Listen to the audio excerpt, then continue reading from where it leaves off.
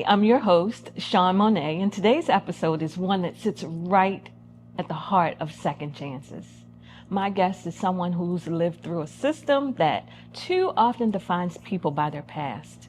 He's doing his best to live, work, and give back. But like so many others, he's still facing barriers that shouldn't exist. He's representing himself in a Walter Lomax case, fighting for justice and recognition. Not just for himself, but others who've paid their dues and deserve the dignity of a fresh start.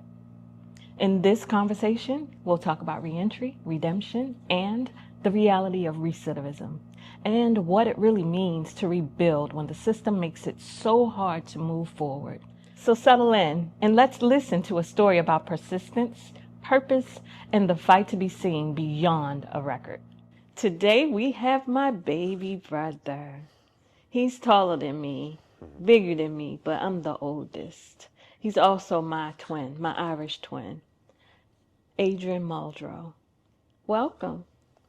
Thank you for having me. I'm honored, in light of, our dad. We lost our dad, and it's been a hiatus for you. Yeah, I've been on a break. Yeah, so I'm delighted that I feel special.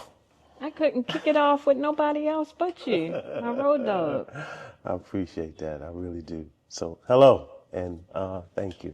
Sure. So we're going to be talking about a whole bunch of things today, some important things.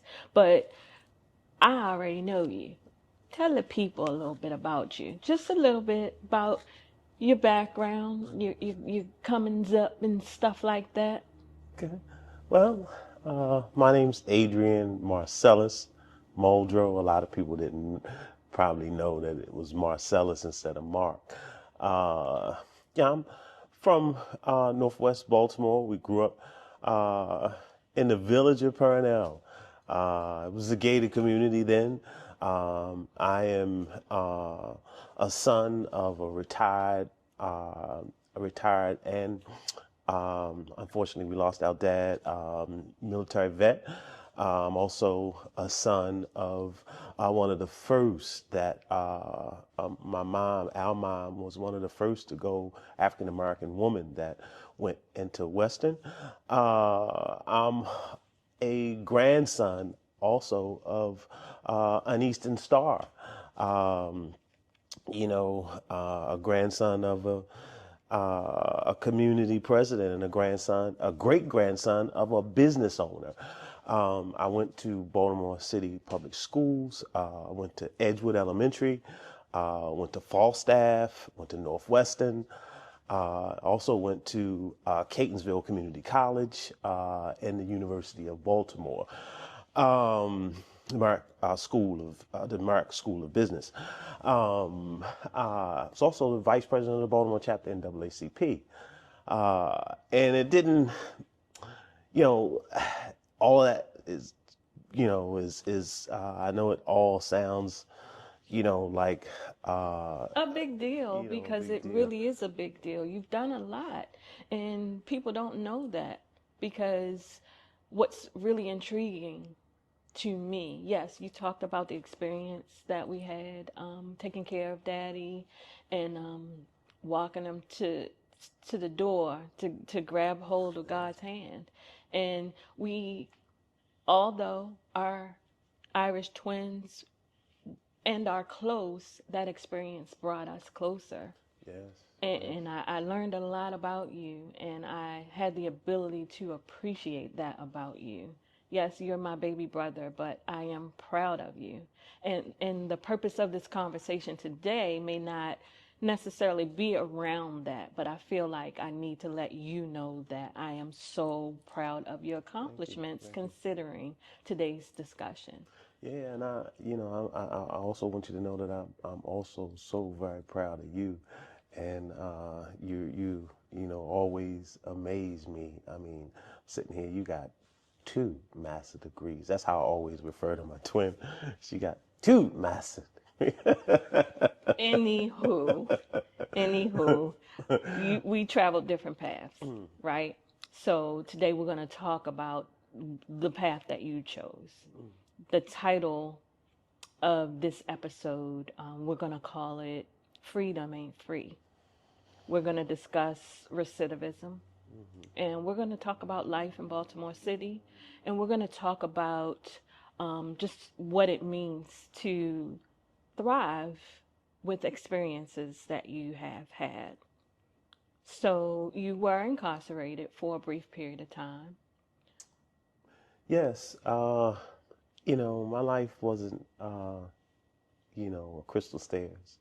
Unfortunately, I made some choices young, and unfortunately was waived on as a juvenile. Had some experiences in the Department of Juvenile Services, and in Job Corps. Ended up in Job Corps. Had some experiences in the Department of Corrections. Um, I made some bad choices. I was influenced and impacted, by sometimes, the wanting, to have more, right? In our mind, not really understanding that we really had a lot, To begin with. right? But just I just thought that I needed more, so I made some choices, and I, you know, um, unfortunately, had to pay for them. And I paid for those choices that I made, and came out, a better person. And I came out not only a better person, but I came out wanting to prevent people to have that kind of experience. Right. So when you came home, tell me some of the experiences that you had, or like how did you feel? Let's go back to day one, back on concrete, freedom. What was that like for you? Well, um, it was a struggle, because it was a struggle to get the freedom. So for me, it was almost like surreal, to the degree where I'm wondering whether these folks are going to come and pick me Oh my goodness. up. Is that Right? why you wore all the hair? Because you wore all that Yeah. hair. I had to beg you to get a haircut. Well, a part of that was, um, I believed, Nana really enforced. Nana is our grandmother, by the way, Eva Searam. That's the Eastern Star that I'm talking about. Um, she, despite what I had believed at that time, she was very convincing to get me to read the Bible. And a part of what I knew I had to prepare for, um, was the decision of not going back to a life that I was so used to. So I had to share it. That that was big. That was big. And we come from really good stock. Yeah. And honestly, I walked you through that experience. And I remember taking you to the barber shop and watching you transform. Yeah. But even with all of that, I intentionally asked you to introduce yourself, That was right? deep. I forgot about. Yeah, Yeah. yeah. I intentionally, and this is a safe space where we can be vulnerable and be ourselves. So I embrace emotion. Yeah. I'm a, you my brother, so you can do anything, and I'll probably fall apart. But anyway, the point I was trying to make is that um, you introduced yourself with all of your accolades, but the society that we live in today, right? If you would have introduced yourself by the second half, where you said about the bad decisions and etc., you wouldn't have even been able to get to all of the places that you've been and all of the accolades that you spoke of. So I don't think that's fair. And I asked you how difficult it was when you first came home, because I'm curious about if there are any um, is there any intentional pieces to rehabilitate a person that's gone through a period in of incarceration? Oh, indeed. First and foremost, a person has to want it for themselves. No, you can't. Nobody can vicariously, because they want better for a person to have that, implanted into a person's overall perspective and how they should think and act and move. So if a person, just like if a person using drugs, it's no different. The addiction to the game, the addiction to drugs is the same. And the addiction to want to do the right thing, my addiction was to chasing that money. Mm-hmm. And I also had my other issues, which didn't last long, but my bigger issue was chasing that money. But so you have to shed, and you have to want to really be present. And being present is really seeing the impact. And that's, for me, that's because I can't really speak to everybody's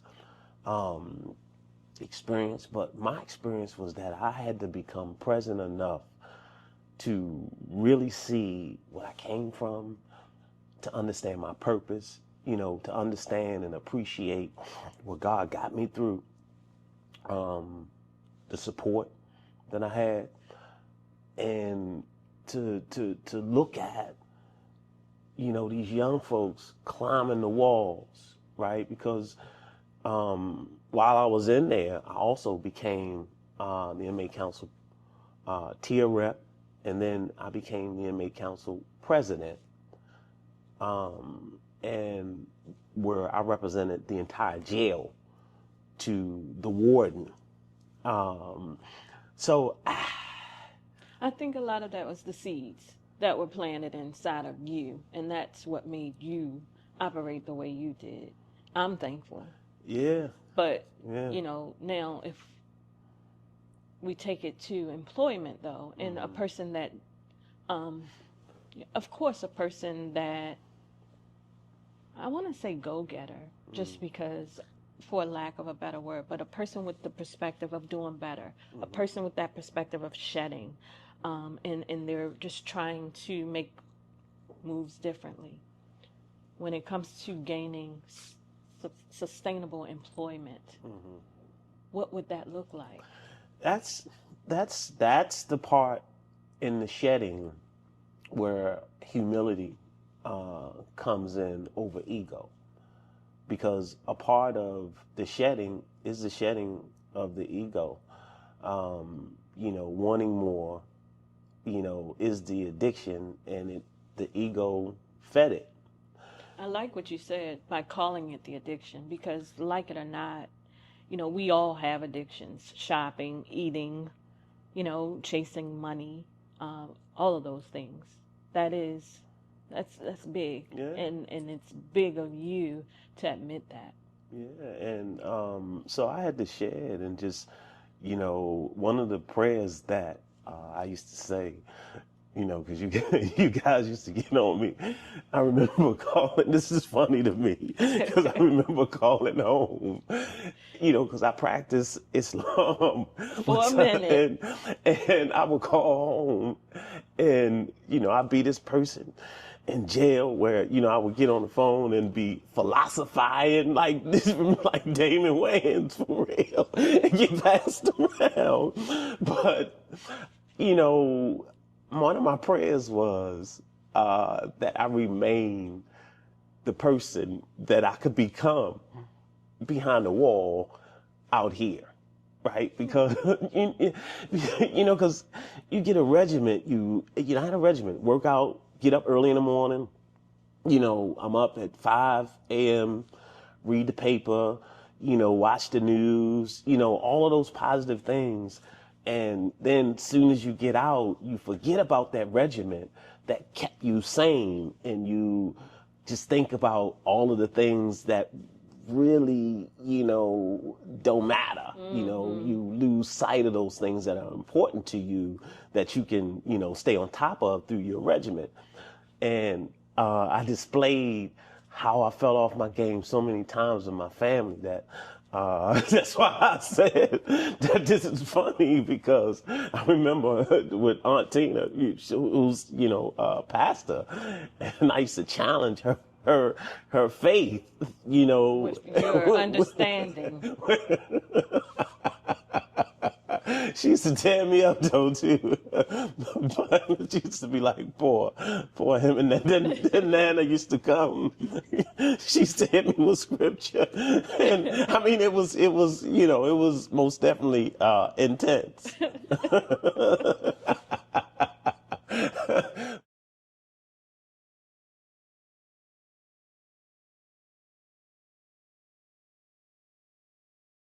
So, Mark, getting a job, I remember that you've had some challenges. Do you mind talking about that? Yeah, I tell you, it is really a challenge, having a criminal record, then having a wrongful conviction, because, background checks, and some people do soft background checks. But I remember, this is a quick story, having a job they paid for, my sales training, the whole nine. I did extremely well. It was with a car dealership. And salesperson liked me so much, he sat me across from him, right? And so week or so went by. Even got my car fixed there, right? Wow. And week went by, the owner came, and the background checks came back. And next thing I know, they called me to the officer, heard my name. Adrian Muldrow, come to the sales desk. So I got to the desk, and they said that they was gonna have to let me go. And unfortunately, what happens, that was then. But now, with AI and, with all of these artificial systems, having a murder conviction, a wrongful murder conviction on your record, or any kind of criminal conviction, an extensive criminal record, really biases you. It puts you in a space to where folks make you feel like they're doing you a favor, despite my education, despite my skills, when they hire you. So the treatment is like that, so I'm not expected to have an opinion. If I have an opinion, then there's a guy with the record, then I'm dangerous, then I'm all of those things. So that's what it's like. So when you were just pretty much escorted out, thank you. Yes. Have a nice day. Yes. No recourse. No recourse, no nothing. That's really unfortunate. I'm sorry you had to go through that.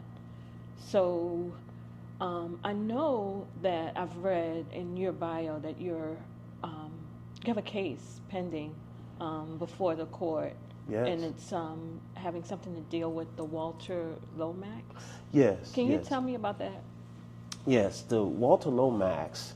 First of all, Walter Lomax is a great guy. He's been an advocate in the restorative justice arena for a long time. In fact, I did some work with Walter Lomax called at the Empowerment Temple. We did a piece called "Blocking the Exit" for lifers who couldn't make parole.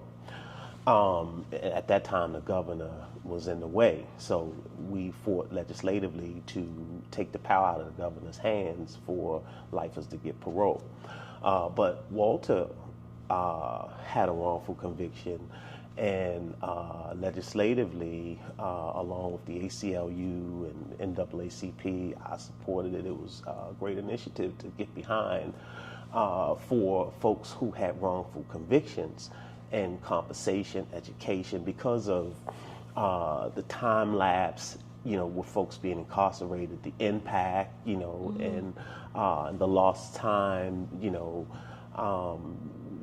so there was a bill that was created in the name of Walter Lomax, and that bill it seeks to restore justice to those that was erroneously convicted in the state of Maryland. And I was erroneously convicted in the state of Maryland, in Baltimore County. Unfortunately, in 1999, I was wrongfully apprehended and went to trial, was found guilty for a crime that I didn't commit, for a murder that I didn't commit, and I was sentenced to life and 20 years in prison. And through the grace of God, learned the law, and that's so important. I didn't do it, so the whole thing about, getting a sentence and just accepting something that I didn't do didn't allow me to sleep. So, I spent every moment that I could trying to learn and understand and meet people that knew people that could help me. Through the grace of God, I went through a paralegal course, and that helped me to have better conversations with folks about my case. And I'll never forget Byron Walken, professor, emeritus professor at the University of Baltimore. He really helped me understand the elements, of the crime, which helped me to better research, and it helped me to shepherdize and to really prepare so that I could have a better conversation with the appellate attorney. And we were successful. I came home in 2006, haven't been rearrested since then. I pursued higher education, and unfortunately the bias of having that wrongful conviction, it prohibits me from the next level. Right. So yes, I do have an upcoming court date on November the 3rd at 9 a.m. virtually at in the Baltimore Circuit Court for Baltimore City, and this is on appeal because I originally I had to file pro se because the law is so new, and unfortunately I couldn't get an attorney to take the case. Attorneys, want their due, and because in the bill the per hour rate is so low that the interest for an attorney that has other stuff going on, versus them taking a case that they can get 5 times, 10 times the money. And that's another reason why I thank you for talking about this, because the 2026 General Assembly is coming up, and that's one of the things that I most definitely want to bring to legislators. In addition to the fact that with the Walter Lomax Act, it's set up for restorative justice, but unfortunately, as a pro se litigant, I was retried. My case is different. My case was overturned, and then brought back to the lower level and dismissed. But yet and still, you're wearing the title per record as murderer. Yes. A convicted murderer. Yes. So your court case is coming up. Yes. And you're going to do well in it. And I'm just thankful, that you have the headset, the strong will to push through, because it's important. It's important. And not only that, there's other people in your same position. Yes, it's a lot of people in my same position. What inspiration would you give them? Well, to keep fighting, and nobody knows your situation better than you. They always, it's crazy because, judges unfortunately don't allow in pro se or the indigent or folks who are not represented, or even when you're represented, to speak. But they say that ignorance to the law is no excuse. So if ignorance to the law is no excuse, and if you learn a little bit of the law and you try to interpret it, they tell you. So, but my advice would be to learn the law as much as you can, and to seek counsel if you can, but learn the law and keep advocating for yourself. Don't give up, because for me, it has been an ongoing fight since 1999 for me. And it's like being retried over and over and over again. So for that person that doesn't have the strong will, I mean, I'm not justifying it, but it would lend to the whole attitude of continuing to commit crime. Hence, the crime rate in Baltimore City. Right. We talk about, that the homicides are down, and they are. But when you're talking about quality of life crimes, right? Stealing, carjacking, when you're talking about assault, the domestic violence piece, all of those kind of crimes, it just depends on what kind of data that you're looking at. Right. But I do give kudos to the mayor, the state's attorney, and the Baltimore City Police Department, and all of the groups that like Safe Streets, and all those folks who have contributed to why the crime rate is what it is. But you can't be happy until there's zero murders. Right. Right. So, but at the end of the day, there's a lot of work to be done. And for me, it also has a whole lot to do, crime, in my opinion, is access to opportunity. You know what I mean? Do you feel like there were plenty of access available for you when you came home? Or did you kind of have to look under rocks to get it? Well, because reentry is still kind of new.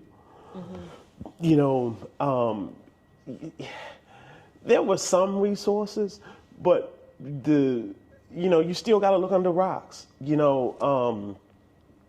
got to be self-motivated, right? So can there be a collaborative and a better way? Yes. But at the end of the day, as I said in the outset, a person has to want to really change, to really, to have the kind of results, in their life that they want. Right. They have to set the standard. They have to set the standard. And, people like you, have to be available to show them an idea of what that standard is. And you have been. And I'm really, really, really, again, so proud of what you've become.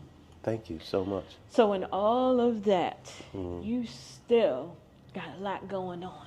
Yeah. Let's hear it. Well, because of my experience, and what I'm dealing with in the courts, right? Because of my work history and working in a community, seeing where, where some community is falling short, seeing, where there are not ecosystems and where ecosystems can be, and how creating ecosystems around economics, around public safety, around helping folks that are aging in place in their homes, how creating and building business, creating those kind of ecosystems, how when you look at the examples that we have, even where we are right now, right? All this new development. So yes, for me, it's come full circle. And I filed to put my hat in the race for the House of Delegates for the 41st District. And I'm also setting a time that I will let folks know about, where I'll bring folks out just to tell folks, a little more about my mission, along with asking folks to partner with me in this process, so that I can be a voice for them in Annapolis. That's what's up. That's what's up. Yeah. And you also wrote a book. Yes. I have one. My book is called Excuse or Circumstance. It's a great book. 4.5 stars on Amazon. Folks can pick it up. All of the proceeds goes to charity. Yes, wrote that book. That book is some memoir. It's a little bit about us, a little bit about my experience, and a little bit about what it took, and what it still takes to, to stay focused and to not, because it's a lot to be upset about. It is a lot to be upset about, and that's what's so impressive to me, because you have so much to be upset about, but you're taking it in stride, and you're doing great and wonderful things. I'm proud of you, and I just can't stop saying it. I'm proud of you too, sis. So this was a great time for me to kind of come out of my hiatus with my baby boy, indeed. Share your story with the people, and all I can say is the best is yet to come. It's yet to come, Definitely. So, so Yeah. my thing is, hey, God is most definitely been with me through the good, the bad, and the ugly, and He has not left me yet. So I think it's a greater purpose, for me to have had to experience all of those things, and to be in a space to still be present. Mm-hmm. And not a victim. Yeah. That's what's really key. Yeah. You owned everything that got you to this point. Yeah. You're no longer a victim. You're a survivor, and you're thriving. Thank you for that. Thank you for that. Oh, so we're going to wrap this episode up. I am so excited. I'm so excited to hear your thoughts and your opinions. I would like very much for you to like, subscribe, and even share this episode with someone that you think would benefit from it. My name is Shawne Mone. This is Hidden Parts, the podcast. You can find this and every other episode on any platform you find podcasts. You can visit my website, www.the-inner.me. You can find me on Hidden Parts podcast platform through Instagram. Same with Facebook. Mr. Muldrow, how can people find you? You can find me on Instagram at Adrian Muldrow, on Twitter, Adrian Muldrow, TikTok, Adrian Muldrow. You can find me also on Instagram, Excuse or Circumstance, Facebook, Excuse or Circumstance, and I also have a page that's coming. So as soon as things get going, I'll be announcing that, but mainly Facebook and Instagram, Adrian Muldrow. Please like, share any of the positive stuff that's out there on those pages, because it's not about me. My experiences are only, God only used me as a vessel, and I can only give Him the credit for being present. Amen. So, Amen. yeah. Thank you for tuning